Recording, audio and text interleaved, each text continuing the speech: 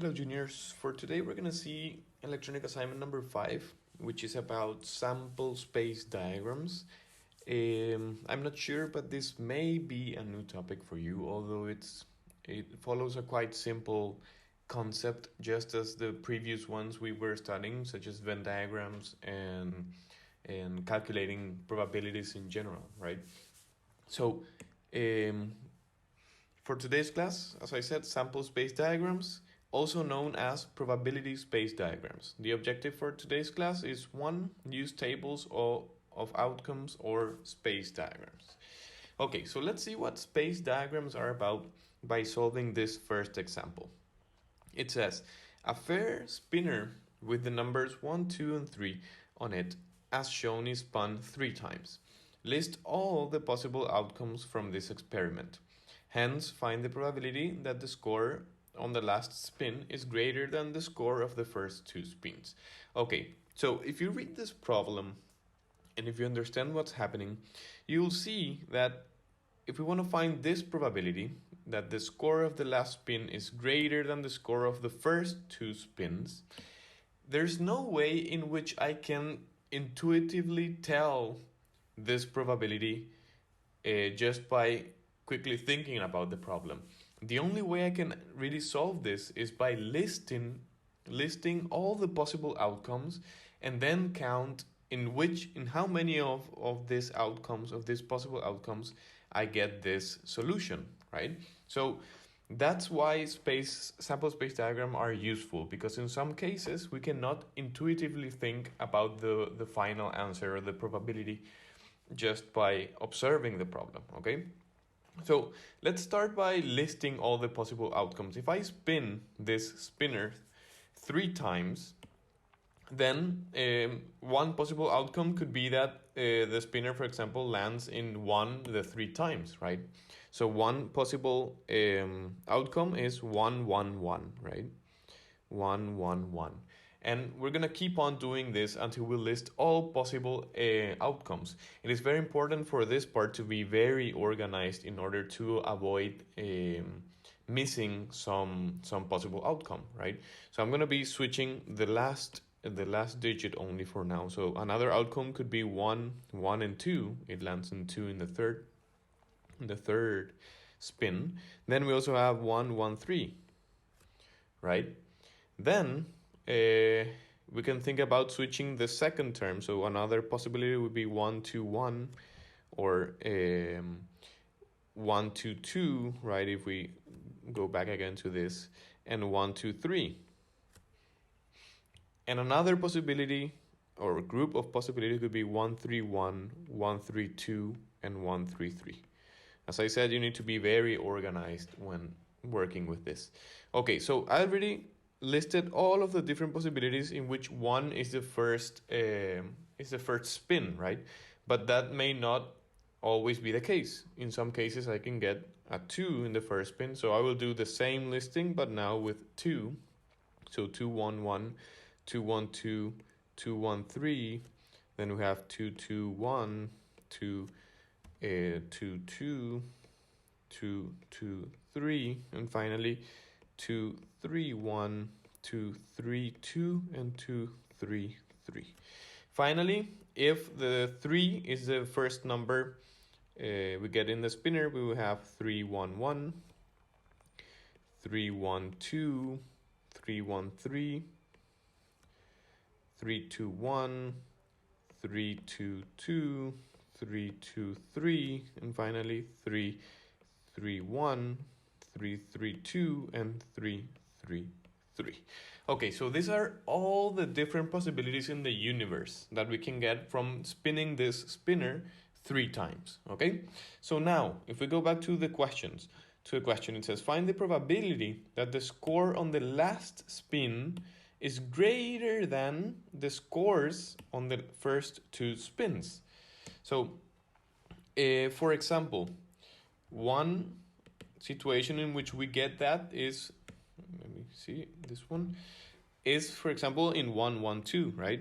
2 is greater than the previous scores, which are 1 and 1. It needs to be greater than, not equal to. And we're just considering the values, not the sum of the scores. It doesn't say the sum of the scores. So that's definitely a possibility. Another one would be 1, 1, 3, right? 3 is greater than 1 and then 1. Then from this column, I see that this is another possibility. 1, 2, 3, right? 3 is bigger than 2 and bigger than 1. And that's all, right? Then if we go to the second column, we have this option, 3, 1, 2, 2, 1, 3. 3 is greater than 2 and is greater than 1.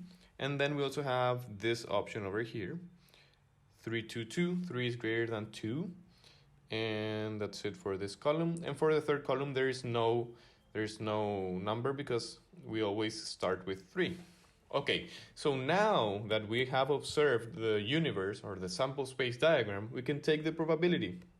The probability would be how many options do we have in the universe? We have 3 times 3, right? 3 times 3 times 3 times 3, which is 27. We have 3, which are grouped into 3 rows and 3 columns. So in total, there are 27 possibilities, right? That's 3 cubed. So we have 27 possibilities in our universe, from which 1, 2, 3, 4, 5 are meet the condition we are looking for, right? So that's the probability. If we cannot simplify this, this is the final answer. So the probability in this case is 5 out of 27. So you would have never thought about this number just by reading this, right? You must do the sample space diagram in order to be able to find this probability. Okay, so that's why they are useful sometimes.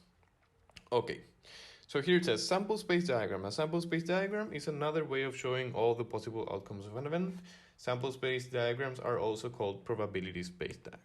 Okay, so let's see another example about this. It says, draw a sample space diagram to represent the scores when 2 dice are thrown. Okay, so this is a sample space diagram when we throw 2 dices, right? I already did this in order to avoid wasting too much time. So if we throw dice 1, we have the 6 different outcomes for dice 1, which are the numbers 1, 2, 3, 4, 5, and 6. And if we do the same thing for dice 2 is exactly the same as dice 1. So we have the same possible outcomes. The numbers 1, 2, 3, 4, 5, and 6. Okay, so here it says scores when 2 dice are, find the probability of obtaining a score of 6. Okay, so the scores, I assume that we are adding this, right? Draw a sample space diagram to represent the scores when 2 dice are thrown. Okay, the exercise is not clear enough now that I read this, but I assume that it refers to these scores are the addition of the dices, right? If you get 1, 1, the score would be 2, and so on. Okay, so let's assume that it works that way, okay? So obtaining a score of 6. If we add, let me do this with a different color to avoid confusion. Let's assume that the score is the addition of what we get from dice 1 plus what we get from dice 2. So in the first space, this would be 1 plus 1, which is 2.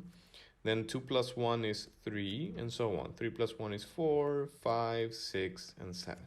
And then we do the same thing for the rest of the rows. 2 plus 1 is 3, then 4, 5, 6, 7, 8. 3 plus 1 is 4, 5, 6, 7, 8, and 9. Then 4 plus 1 is 5, 6, 7, 8, 9, and 10. Then we have 1 plus 5, that's 6, 7, 8, 9, 10, and 11. And finally, this is 7, 8, 9, 10, 11, and 12. Okay, so what's the probability of obtaining a score of 6? If we look at our diagram, we would see that we get a 6 in all of this diagonal right here, right? So by looking at this sample space diagram, the probability is easy to calculate, because it will be probability equals the universe, which are all my different options, which is basically 6 times 6, which is 36. And the numerator would be all the events we're looking for, right? Obtaining a score of 6, which is 5, right? So 5 out of 36 is my answer for part A. Then if we go to part B, it says throwing a double. A double means that we get the same number, right? If we get a 1 from dice 1 and a 1 from dice 2, we're getting a double, right? So in this case, if we do exactly the same thing, this would be 1, 2, 3, 4, 5, and 6. 1, 2, 3, 4, 5, 6. You will notice that we get doubles right here, right? 1, 1, same values. 2, 2 would be same values. 3, 3 would be same values. 4, 4, 5, 5, and 6, and 6. And that's the only way I can get doubles, right? There's no other value right here or right here in which we're going to get doubles. So I'm not going to complete all of the rest. We know that all of the doubles lie in this diagonal, okay? So the probability would be, in this case, how many options do we have? 1, 2, 3, 4, 5, and 6 out of the universe, which is 36. In this case, we can simplify this 1 over 6. So the probability is 1 over 6. That's the probability of obtaining a doubles, right? Okay, finally for part C, it says scoring less than 6. Okay, so for scoring less than 6, we may use this same reasoning, right? We're assuming that we're adding the scores from both dice. So I'm gonna take this, I'm gonna erase this, and I'm gonna duplicate this to save some time. There. So now we want to get a score that is less than 6. If you take a look at our sample space diagram, we notice that the score less than 6 occurs from this diagonal down, right? So we form a triangle here in which all of the scores are less than 6, right? So the probability in this case would be always over 36, which is a universe, and we have 1, 2, 3, 4, 5, 6, 7, 8, 9, 10. 10 numbers which are less than 6 in score. So this is 10 out of 36. We may simplify this. If we divide this by 2, it's 5 over 18. So the probability is 5 over 18. Remember that if we're not using calculator, you can leave the answer as a fraction. There's no need to write it as a decimal, nor as a percentage. Okay, so let's see the next example. It says, in an experiment, a coin is tossed and a dice is rolled. Okay, so we have a coin and we have a dice. Draw the sample space diagram for this experiment. Find the probability that in a single experiment, you can obtain a head and a number less than 3 on a dice. Okay, so to make the sample space diagram, in this case, we need to analyze both situations. The coin, how many options does a coin have? It has 2, right? Which are heads and tails, right? Head and tail. And let me separate this right here. So here we're talking about the coin. And in the case of a dice, how many options does it have? It has 6, right? 1, 2, 3, 4, 5, and 6. Okay, so once we have done the sample space diagram, we need to fill in all the different possibilities in this diagram, right? Let me check this. There. Okay. I'm going to separate this. There you go. So the first possibility is getting head and 1, right? Then we have head and 2, head and 3, head and 4, head and 5, head and 6. Then we have tail 1, tail 2, tail 3, tail 4, tail 5, and tail 6. Okay, so now that we have built the sample space diagram, it is much easier to answer the question. It says, find the probability that in a single experiment you obtain a head and a number less than 3 on the dice. Okay, so head, we're only looking at head right now, and a number less than 3, so we have 1 and 2. So there are only 2 options in the universe, either head and 1 or head and 2, right? So the probability in this case would be probability equals 2 out of our universe, which is, how many options do we have in total? We have 6 times 2, which is 12. So we can simplify this, and this is 1, 6. So the probability of obtaining head and a number less than 3 on a dice is 1 over 6. Okay? So you see how useful space diagrams are, right? Okay, I think you have more examples. Yes. This is an exam style question. It says, a box contains 3 cards.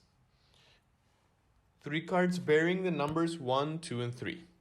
A second box contains 4 cards with the numbers 2, 3, 4, and 5. A card is chosen at random from each box. Draw the sample space diagram for the random experiment. Find the probability that the cards have the same number. The larger of the 2 numbers drawn is 3. And this then sum of the 2 numbers. Okay, so we're going to do the sample space diagram first, and then we're going to go back to the questions. So in this case, we have box number 1, which has 1, 2, and 3 as options, and box number 2, which has 2, 3, and 4, and 5 as options, right? Okay, so if we do the sample space diagram, we're going to have box 1, and box 2.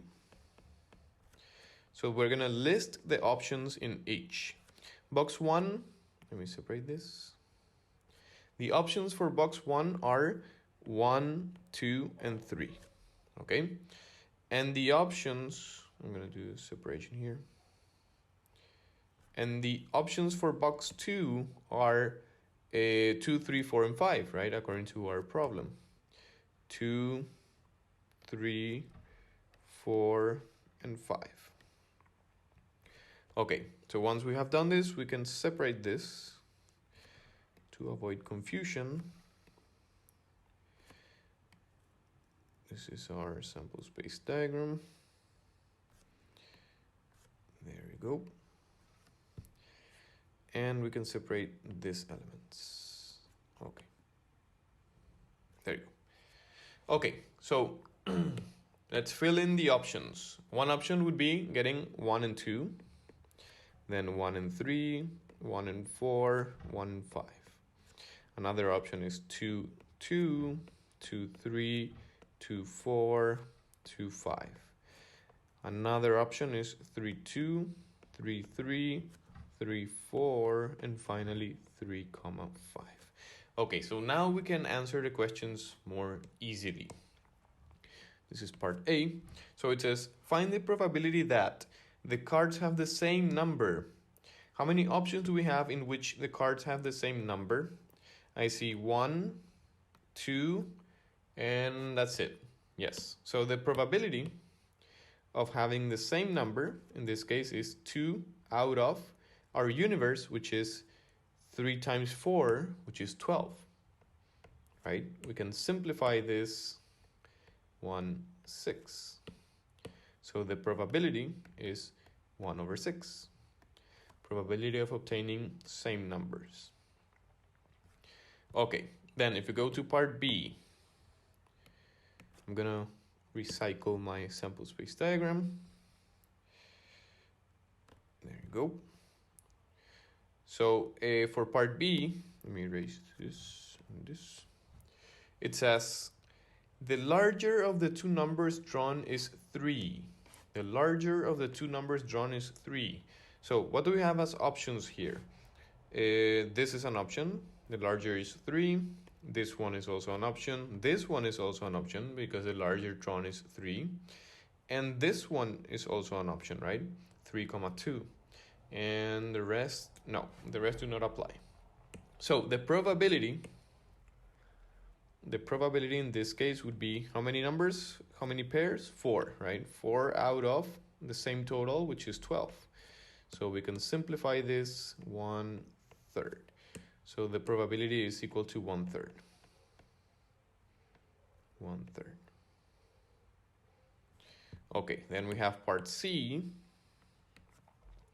which says the sum of the two numbers on the card is less than 7. So we now want the sum of the two numbers. So let me copy my sample space diagram, but now we're gonna add the elements. We're gonna add the elements. So this is, let me erase this. Okay, so if we add the elements, we would have 3, 4, 5, 6. 4, 5, 6, 7. And finally 5, 6, 7, 8. So the question is, the sum of the two numbers on the card is less than 7. Okay, so how many of these are less than 7? We see that 6 is less than 7. So basically, let me use a bigger highlighter. Basically, it's all of this part, right? All of these numbers are less than 7. So the probability here would be how many numbers? 12 minus 3, 9 elements out of 12. 9 elements out of 12. So if we simplify this, divided by 3, this is 3/4. So the probability is 3/4. Okay, I'm assuming that this is clear. This is getting clear. It's quite easy. The most complicated part would be to interpret and build the sample space diagram, but the rest is quite easy. So let's see part D. Part D, we're going to do it down here.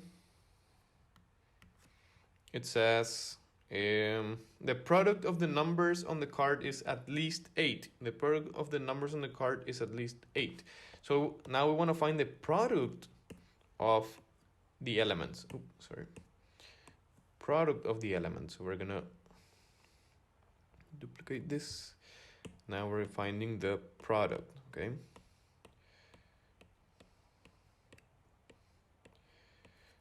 Okay, so the product is the multiplication. 1 times 2, 2. 1 times 3, 3. 4, 5. 2 times 2 is 4. 2 times 3 is 6. Then we have 8 and 10. Finally, 3 times 2 is 6. 3 times 3, 9, 12, and 15. So we want the product to be at least 8. That is greater or equal than 8. Okay, so how many of these are greater or equal than 8? I see the element right here. Okay, so the probability in this case would be equal to 1, 2, 3, 4, 5 out of the universe, which is 12. We cannot simplify this, so this is our final result. Okay, finally, for part E, it says, at least one even number is chosen. Okay, at least one even number is chosen. Okay, so once again, I will need this sample space diagram in which I separated the elements. So I'm going to use this one, and I'm going to erase this. So at least one even number is chosen. I choose an even number here. I choose an even number here. I choose an even number here, here, here, here. I choose an even number here and here. Okay, so how many did I pick? It's 8 out of 12, right? So the probability of choosing at least one even number is 8 out of 12, which if we simplify is divided by 4, 2/3. So the probability equals 2/3. thirds. There. And yes, that's it for the examples. I want to show you one last thing, which is what if we solve the Monty-Hall problem with the concept of sample space diagram? You would see that we would get the same result we got, which is to always switch. And we're going to see it very clearly by doing the sample space diagram. So in case you don't remember, what is a Monty-Hall problem? It says the Monty-Hall problem is a probability puzzle named by Monty-Hall, the original host of the TV show Let's Make a Deal. It's a famous paradox that has a solution that is so absurd most people refuse to believe it's true. So it says, suppose you're in a game show and you're given the choice of 3 doors. Behind one door is a car, behind others, goats. You pick a door, say door number 1, and the host, who knows what's behind the doors, opens another door, say number 3, which has a goat. He then says to you, do you want to pick door number 2? It is to your advantage to switch your choice. So that's the question, okay? So we're going to analyze this in the perspective of sample space diagram. So I already built the sample space diagram here. Well, actually we need to fill it, right? But just for you to save some time and for you to understand this clearly, I already made the table. So it says sample space diagram for the Monty-Hall problem. And we're going to enumerate all of the different options and results that we obtain from all of the different alternatives in this universe. So if the contestant chooses, let's work first with door 1. There are going to be 3 possibilities if the contestant chooses door 1. Let's say that the price may be at either door 1, door 2, or door 3. Those are my 3 possibilities in the universe, right? So if I choose door 1 and the price is at door 1, I obviously do not know where the price is, but I'm just listing the elements of the universe. Then Monty-Hall would open either door 2 or door 3, right? Because both of these will contain goats. So the result, if I stay in this particular situation where I chose door 1 and the price is at door 1, if I stay, I will win the car, right? But if I switch, I will lose. So in this case, obviously, it's convenient for me to stay, right? But let's list the rest of the elements or of the outcomes, right? What if the contestant chooses door 1 and the price is at door 2? Monty-Hall would open door 3, right? Which is the only door where there's the other goat, right? The first goat is at door 1, but he will not pick the door that I already picked. So if Monty-Hall opens door 3, then I have the option. If I stay, if I pick door 1, but the price is at door 2, so I will lose, right? But if I switch, I will win. Okay? Then, if I choose door 1, but the price is at door 3, Monty-Hall will open door 2, right? Where the other goat is. So if I stay, once again, I will lose because the price now is at door 3. And if I switch, I will win. Okay, so you kind of see here what's happening. If I switch, I will win 2 out of the 3 times. And if I stay, I will win only 1 out of the 3 times. Okay, so let's list the rest of the elements. If the contestant chooses door 2, we have 3 different options. Price at door 1, at door 2, or at door 3. If I choose door 2 and the price is at door 1, Monty-Hall will show me door 3, right? So if I stay, I will lose. And if I switch, I will win. Then if I pick door 2 and the price is at door 2, then Monty-Hall will show me either door 1 or door 3. So if I stay, in this case, I will win. And if I switch, I will lose. Then, if contestant picks door 2, but the price is at door 3, Monty-Hall will show me door number 1. So if I stay, I will lose. And if I switch, I will win. Finally, if we do the same thing, but contestant picking now door number 3, price could be at either door 1, 2, or 3. So Monty-Hall opens, if I pick door 3 and the price is at door 1, Monty-Hall will show me door number 2. So if I stay, I will lose. And if I switch, I will win. Then, if I pick door 3 and the price is at door 2, Monty Hall will show me door number 1. So if I stay, once again I will lose. And if I switch, I will win. Finally, if contestant picks door number 3 and the price is at door number 3, Monty Hall could either show me door number 1 or 2. So if I stay here, I will win. And if I switch, I will lose. So finally, by observing at this would be our sample space diagram. What is the probability of winning if I stay? Probability of winning if stay. If you look, we have 1, 2, 3 possibilities of winning out of the universe, which is 1, 2, 3, 4, 5, 6, 7, 8, 9, right? 3 out of 9 if I stay. So this is exactly, if we simplify this, 1/3.